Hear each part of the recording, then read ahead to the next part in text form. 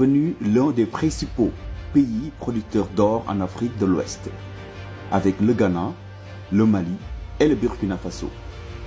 Ceci est le résultat du code minier adopté en 2003 et qui favorisait les investisseurs. L'exploitation de l'or du Sénégal se fait à 700 km de Dakar, à Sabadola, une localité du Sénégal située dans le département de Saraya et la région de Kédougou. Un gisement d'or a été découvert à Sabadola en 1961. Son exploitation a commencé en 2008.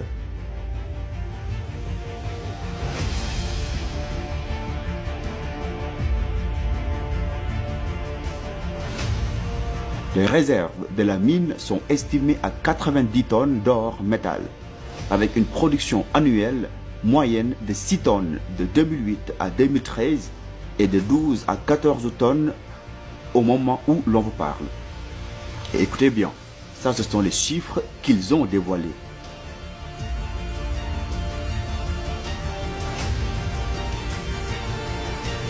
Et ces chiffres ne sont pas officiels, car elles ont été dévoilées par l'entreprise elle-même. Regardez bien cette piste d'atterrissage que vous voyez sur le map. Elle se situe près des mines d'or de Sabadola. L'or produit au Sénégal environ 16 tonnes d'or par an, d'après leurs chiffres, ne passe même pas par Dakar. Un avion vient directement embarquer la cargaison sous haute surveillance. Depuis plusieurs années, Sabadola constitue une zone d'exploitation de l'or. Mais la population de cette localité et le Sénégal profite-t-il de cette richesse? C'est ce que nous allons voir dans quelques instants.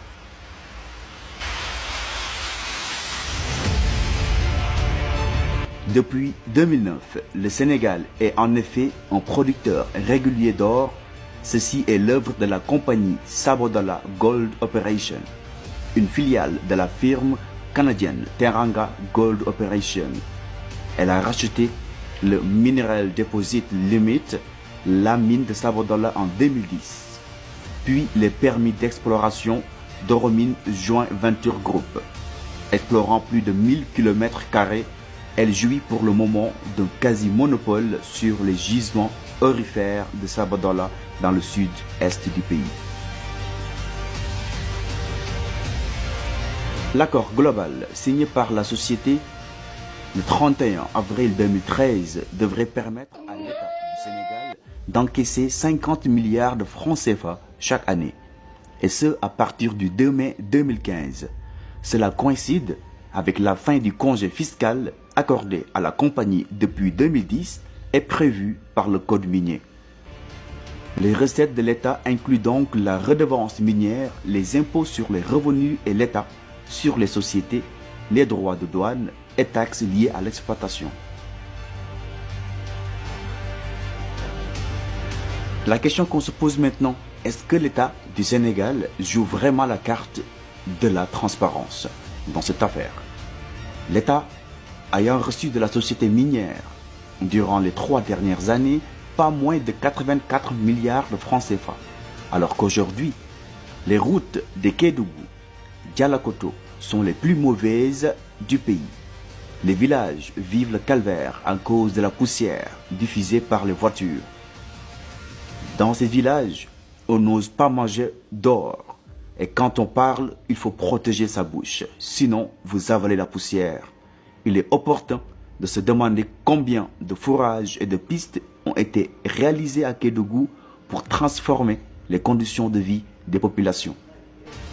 Qu'est-ce qui est fait à Kédougou? Car la population souffre une pauvreté extrême, une pénurie d'eau et d'électricité. Et personne n'en parle. Contrairement au camp où est implantée la société SGO, un vrai endroit paradisiaque qui ne manque de rien. Comme si tout cela ne suffisait pas, la pauvreté, la pollution, l'entreprise décide de déloger les populations sous prétexte qu'il y a beaucoup d'or inexploité dans le sous-sol de Sabadola. Ils ont fait construire un nouveau village qui s'est effondré après de fortes pluies. Malgré tout ça, avec la complicité de l'État, ils ont envoyé des gendarmes pour les faire dégager du village avec leurs morts enterrés dans le cimetière, car ils s'apprêtent à tout raser et extraire l'or. Voici un petit extrait des affrontements entre les villageois et la gendarmerie.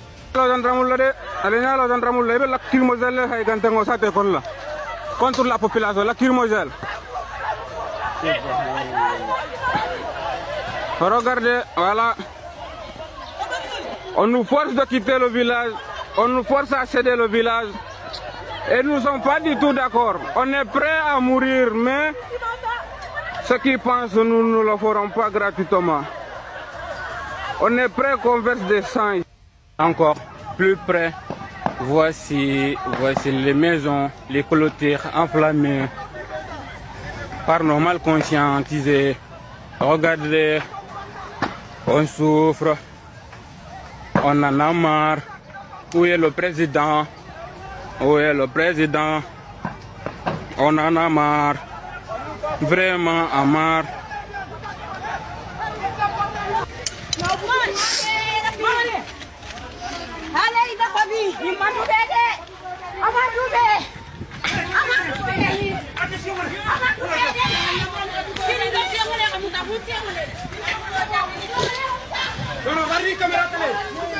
Aha.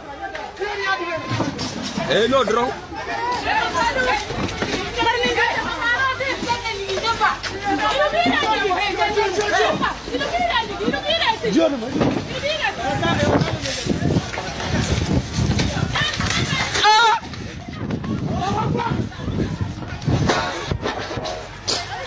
Voilà, yo. Yo que no. Yo. Óigale.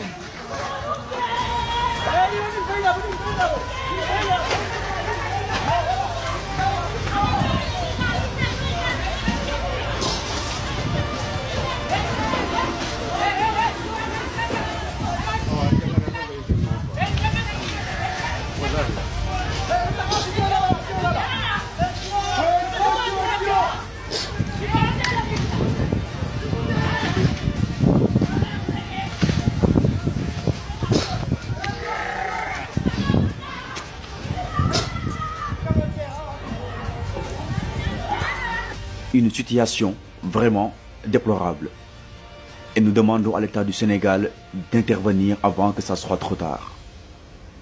Dites-nous ce que vous en pensez dans les commentaires. Et juste pour un petit rappel, le Rwanda vient de mettre en place sa première usine de transformation d'or à Kigali. Dorénavant, l'or brut ne sera plus exporté vers les pays occidentaux, car le pays de Paul Kagame vient de se doter d'une grande usine de transformation de l'or sur place. L'infrastructure a eu un coût de construction de 5 millions de dollars. L'usine est implantée dans la zone économique de Kigali, plus précisément dans le district de Kassabo. Transformer sur place et vendre aux étrangers les produits made in Africa pour tirer une grande marge. L'un des combats du continent, le Mali, l'a déjà commencé. Et pourquoi pas le Sénégal? Je lance un appel au futur président Ousmane Sonko de revoir les contrats pour que la population du Sénégal en profite en max, quitte de créer nos propres usines pour transformer l'or, le pétrole et le gaz.